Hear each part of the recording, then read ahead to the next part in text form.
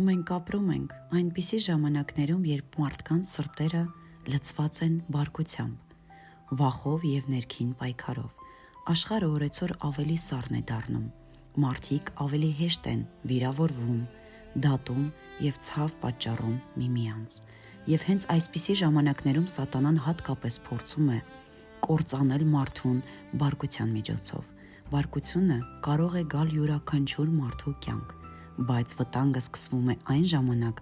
երբ մարդ թույլ է տալիս, որ բարկությունը ղեկավարի իրեն։ Մի խոսք ասված զայրույթի պահին, մի սխալ քայլ,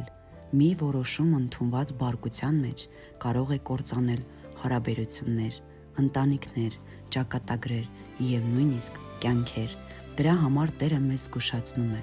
բարկացիր, բայց մի մեղանչիր։ Վերջին օրերում հատկապես կարևոր է պահել մեր սիրտը, որտեղ աշխարհում ավելի շատ են լինելու քաոսը, ատելությունը և խավարը։ Բայց իրական խաղաղությունը մարդը կարող է գտնել միմիայն Քրիստոսի մեջ,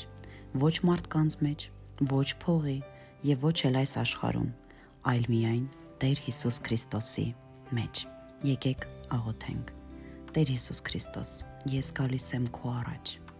և խնդրում եմ, պահիր իմ սիրտը,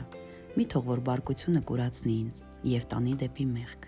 Սովորեցրու ինձ լռել, երբ ուզում եմ գոռալ։ Սովորեցրու ինձ կանգ առնել, երբ զգացմունքները փորձում են ղեկավարել ինձ։ Հայր երկնային, այս աշխարհում այնքան շատ է չարությունն ու ատելությունը, բայց խնդրում եմ, պահիր իմ մեջ քո լույսը, մաքրիր իմ սիրտը վիրավորանքից, բարկությունից և ներքին դառնությունից։ Օգնիր ինձ չարությամբ չպատասխանել չարին։ Տեր, վերջին ժամանակներում շատ մարդկանց սրտերը սառելու են, բայց ես ուզում եմ մնալ քեզ հետ, որտև միայն դու ես տալիս իրական խաղաղություն հոգուն։ Միայն քեզանում կա այն հանգստությունը, որ այս աշխարհը չի կարող տալ։ Երբ ես թույլ եմ, սորացրու ինձ։ Երբ ընկնում եմ, բարձրացրու ինձ։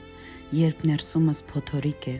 հիշեցրու ինձ, որ դու ինձ հետ ես, և քո խաղաղությունը, որ ամեն մտքից վեր է, թող իշխի մեր մտքերում, մեր սրտերում, Հիսուս Քրիստոսով։ Շնորհակալ եմ Տեր, որ լսեցիր աղոթքս, ես աղոթեցի և խնդրեցի Տեր Հիսուս Քրիստոս զորավոր անունով։ Ամեն։